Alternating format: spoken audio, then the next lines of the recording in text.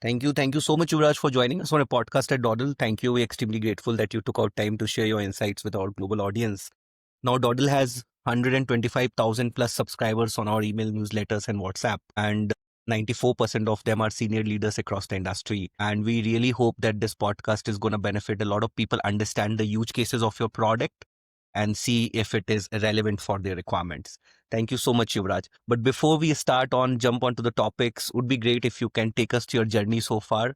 What led to, you joining Clever AI, starting this company, and your journey, so as to give a context? Sure, sure. Thank you so much, Rishikesh, for having me here. Would love to share some insights that we've been doing at Clever AI, some interesting stuff that we're up to. So before jumping on to Clever AI, I'll give a little bit of background about myself. So I'm Yuvraj. I'm the founder and CEO of Clever AI. But before starting Clever AI, I had another startup called Localize. So Localize was a hyper local social media platform, which was essentially like Reddit for your locality. Think of it like you're coming to Bangalore for the first time and you don't know where are the best foods, where are the best spots to hang out, where are the best things to experience as a local, and you go to Google and maps and everything and see reviews, but most of those reviews, as you know, are now paid and all of that, Yes. right? So we built a platform where basically you can come to a locality and ask people who are living right in that locality questions around your neighborhood and city. And basically it was like Reddit for a locality. So the tagline was exploring localities through eyes of locals.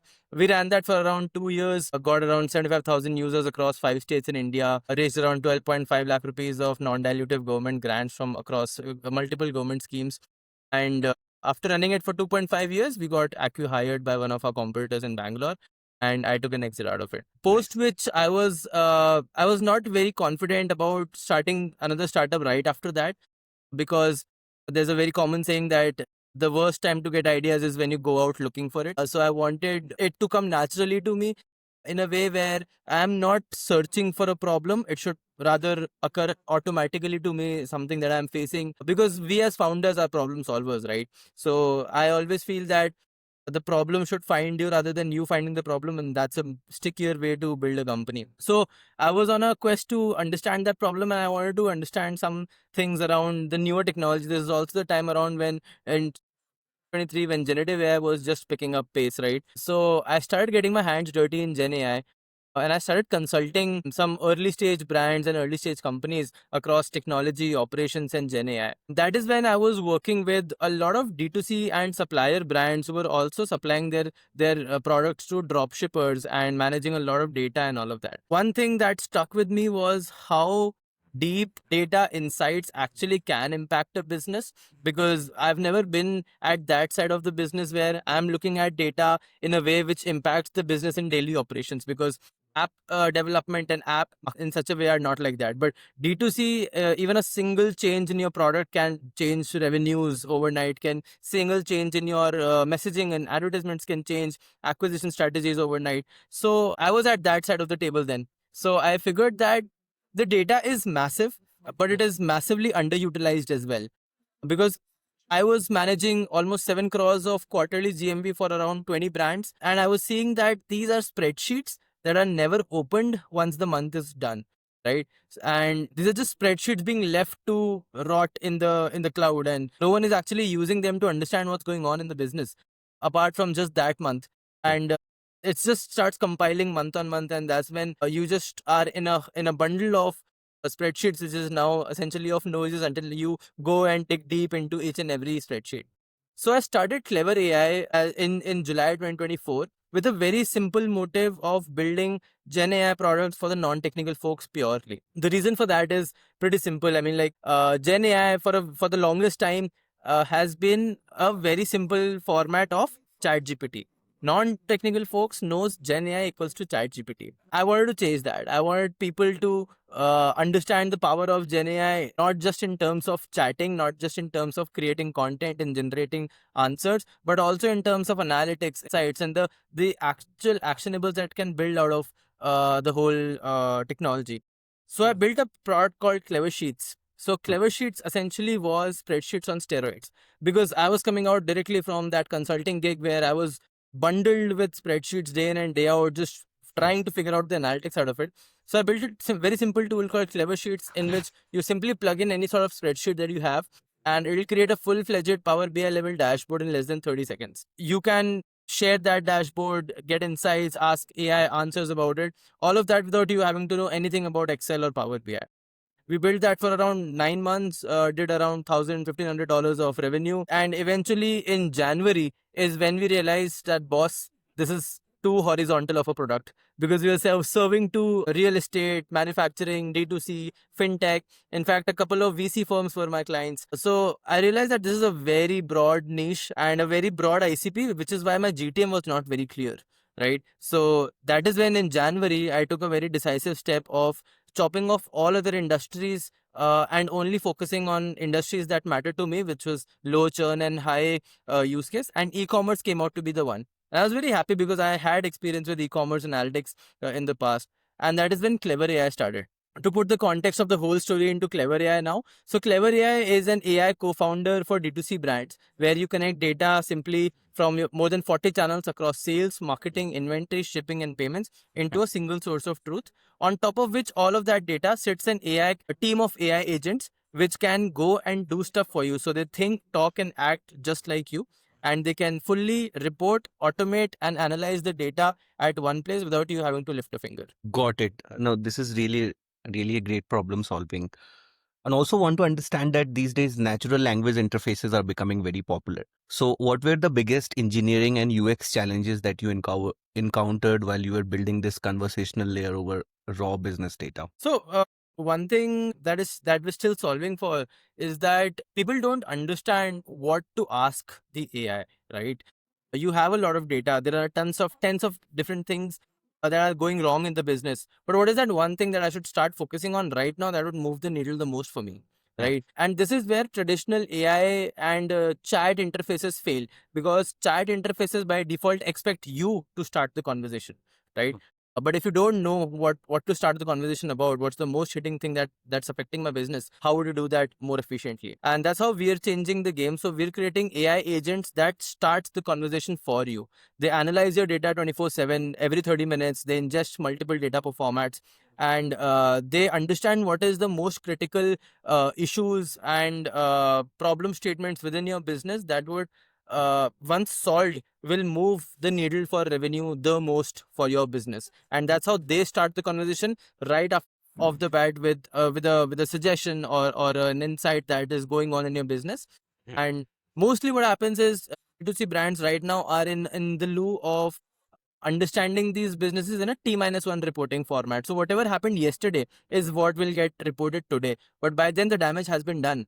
So we're also proactively reporting the data every 30 minutes to the founders, but not everything needs to be taken care of by the founder, right? If it's a very simple problem of ad creatives being ad fatigue being coming into picture, and you don't know that what is going to happen next, it's a simple question of whether you should stop running the ad or not. Including a founder within the whole conversation and creating full team around it is just waste of time for every department. So we do that automatically for you with just a single one touch approval of the founder, and that's done for you. So I feel like the traditional chat interfaces needs to now change. It's beyond conversations now. It's more about intuitiveness. It's more about actions being taken rather than just conversations and generic insights being given out by the AI. Yes. And how do you differentiate yourself from use of dashboards and BI tools? So it's a very, very frequent question that we get asked. And I always tell that we are not a reporting and dashboarding company. The reason we call ourselves AI co-founder is because you would not ask a co-founder to just report numbers to you, would you? Right? Think of us like the AI co-founder that is on their toes 24/7, ready to do any task, also does task on its own, and not just waits for your commands. Otherwise, it would not be a co-founder, but just another employee, right? Reason we call ourselves the AI co-founder for D2C brand is because reporting and dashboarding is one part of it. But what we really excel in is the intelligence and the automations that we're building on top of those intelligence. Reporting and dashboarding is the base of all things that we do. And as the base of everything that is going on in the world. Without data, you essentially cannot make intelligent guesses, right? And intelligent guesses is what we call insights. So this is how we differentiate from our competitors and our other dashboards and reporting tools, is that we have the same collation layer as the other tools. We have the same dashboarding insights, the metrics it's just 10, 12 metrics that you would want to see, right? What else would you see apart from those 10, 12 metrics? So that metrics is also same. But what do you do about those metrics is where the differentiation comes in. Most reporting and BI tools stop at just reporting the metric to you. They don't go and tell you what is this making happen in the company. We tell you that this is now happening, and we also go and do it for you. So we're taking 2 steps ahead. Got it. And there's one more problem, like while dealing with the D2C brands, since they are kind of integrating data from various sources, the standardization is not there. Say Amazon gives a report in a different format, Shopify gives a report in a different format. So, they have a messy or incomplete data. So how does Clever AI handle anomalies, missing fields, or inconsistencies? So we've developed our own proprietary ETL layers. So ETL essentially is extraction, transformation, and loading. So we extract the data from all of these sources, transform it on our own servers, and then load it to our own database. And the way this happens is that we have 24/7 running jobs that pull the data continuously every 30 minutes and transforms it into a standardized format. And you're very correct in this that reporting from all of these APIs is in different formats. A very simple example is Google Ads reports your revenue generated in USD, and Facebook ad reports it in INR. So if I just put all of these raw numbers directly into the AI, it would understand, okay, Google Ads में से तो सिर्फ $20 लग रहे हैं, Meta में $2,000 लग रहे हैं. Downsize that, but that's not how it is, because $20 is even more than 2,000 rupees. So we need to standardize and optimize that at every single layer, and that's essentially why we have built our own proprietary ETL layer where we pull the frequency, and the frequency is also a function of how the user wants the data to be updated. So there are some brands that are our customers that are also on quick commerce, that are also on Shopify and Amazon, which are very fast moving goods, right? FMCG, etc. So they need it at every hour, every 2 hour, because just a 2 hour difference can create a difference in the final report. But then there are brands who are like apparel brands or maybe shoes or high AOV brands who don't need such high frequencies. So for them, we also have like lower frequency ETLs, like once in 6 hours, once in 12 hours, etc. Got it. And integration also becomes pretty critical here. So what is your roadmap or current capability in terms of integrating with live tools like the ad platforms, inventory systems, ERPs, and POS tools, etc.? Sure. We just launched 3 months back, and with 3 month back launch, we're live with sales, marketing, and inventory as a function. The next step is to include shipping and payments. So right now we're capturing data across sales from your Amazon, Flipkart, Shopify, WooCommerce, etc. Marketing, we have Google Ads, Facebook Ads, Amazon Ads, Snapchat Ads, LinkedIn Ads, etc. In inventory, we have Zoho Inventory, Pruzo, Boxme, Easy Ecom, etc. So the roadmap looks something like this. That the next step that we're gonna go is one, having a vertical integration layer across all the functions of a D2C, like sales, marketing, entry, shipping, and payments. Shipping and payments is what we're going forward with next. But also on top of it, we also want to explore quick commerce as an industry, because quick commerce right now is largely unsolved. There are not very publicly available APIs from Zepto, Blinkit, Instamart, etc., and they are also not very open in opening that API to public use. But there are some other players in the market who are doing this, and we're also expanding our offering in that sense. So yeah, I think the next phase of the whole product is in this way. And the most important and exciting part that the whole team is very excited about is the opportunities of automation. So think of us like NA10. Right. In NA10, you have blocks of pieces of the puzzle which are there. You just stitch them out together and build your own workflow. And now this workflow is unique to you. Never has it ever been built before you, because you just built it right now. We're taking the same approach. So we know founders have pieces of the puzzle solved, right? They have what needs to be done at every point of time. But the only way to stitch them all together is right now to get reports from multiple heads of departments, your head of revenue, your head of marketing. They report it on their own timelines. There is no context switching between both of these roles. We want to kill that, and that is where automations comes into picture, and the whole workflow gets created within one single platform with the context of multiple functions, with AI agents having context about multiple people as well, and then the whole automation is built on top of it. So that is the most exciting part about the next step of the product. Yes, this is great.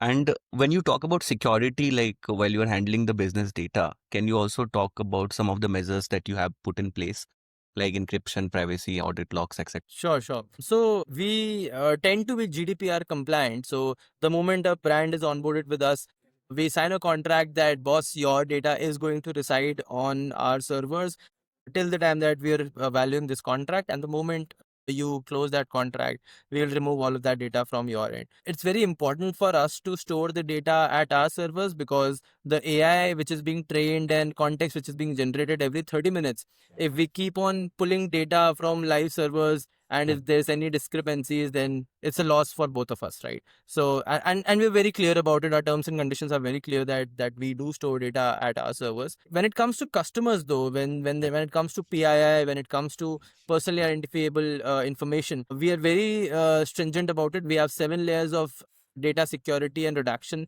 in place, which redacts all the PII information before sending it to OpenAI or Gemini according to the models that you're using.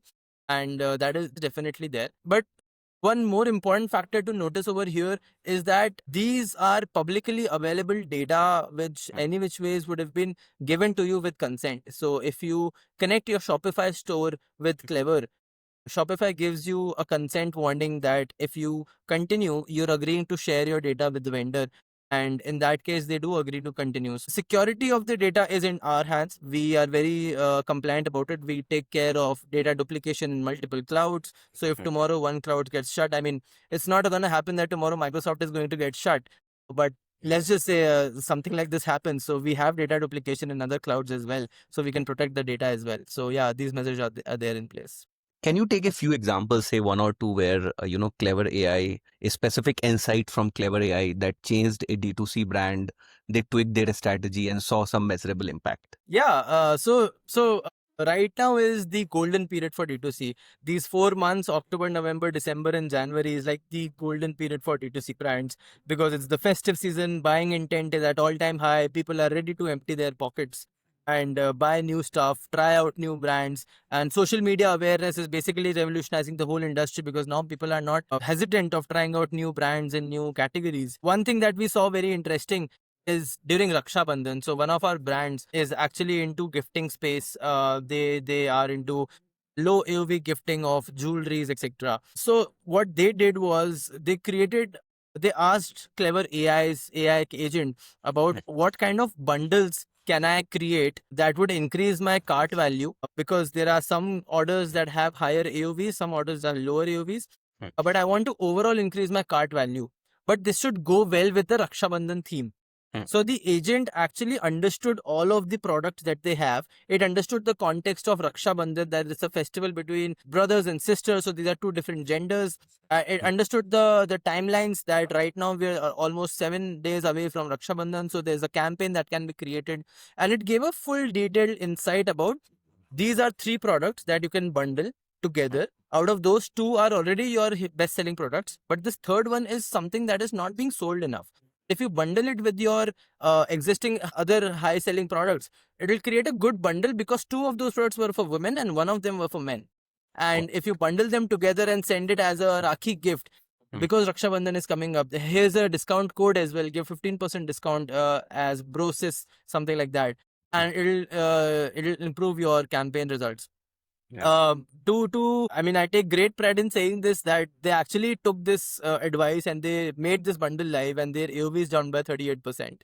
So yeah, that is something that we are really This proud is of. pretty useful because I think a lot of the existing platforms never give insights like this. Also want to understand from you, like, how is the competitive landscape looks like? Like, you don't have to take the names of particular competitor, but just how are you different from them? Sure. There is one company called Triple Whale in the US, which is like the market leader of this space, valued at around $600 million, funded by Shopify themselves to ICE.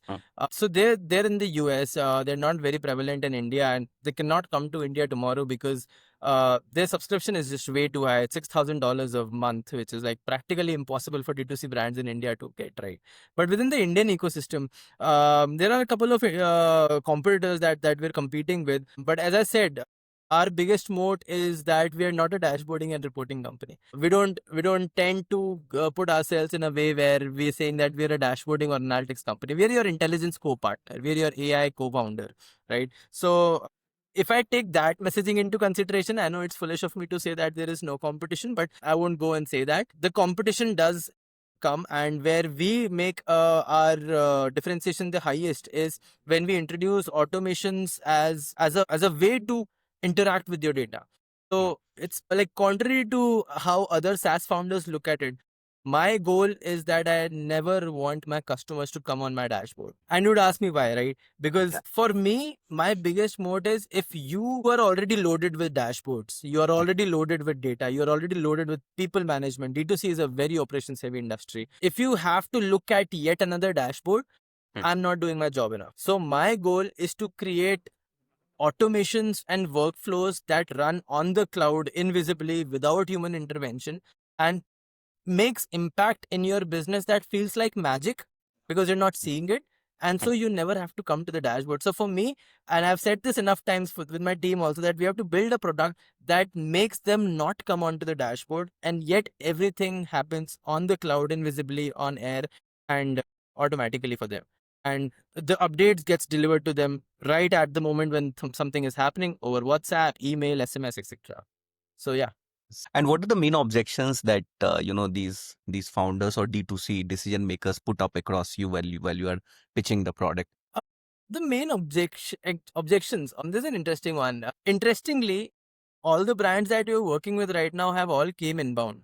We haven't even started our outbound yet. We're now in the process of setting up our outbound motion, creating multiple GTM strategies, etc. But all the brands that have come right now are coming through inbound because we're very popular with some micro tools that we build. So we built a tool that basically tells you how much your brand is popping up in GPT answers. Right. So you simply upload your brand name, your brand website, and some keywords that you're targeting, and the tool will analyze multiple queries that a user would ask and then also check whether your answer is popping up in ChatGPT and Gemini or not, and then give you suggestions about what you can do to solve that. So in terms of objections, it's mostly around the kind of integrations that we can build and the kind of automations can we build, because sometimes D2C is not a one size fits all approach, right? So we have two offerings across that as well. We have a build for them and we have a build for them. In the build for them, we have templates where a particular automation, there's a whole template library where you can go search for templates, search for automations, and you can plug in your own data sources and your own context agents, and it'll start. But that's the beauty and the worst part about D2C is that it's not a one size fits all approach. One template cannot serve every brand, so they do need custom integrations. And that is where the most amount of questions or objections comes, because sometimes people are using ShipRocket. ShipRocket is an aggregator that delivers through multiple itself. Partners But then there are brands who also go and ship directly with those partners like Delivery or eCart, etc.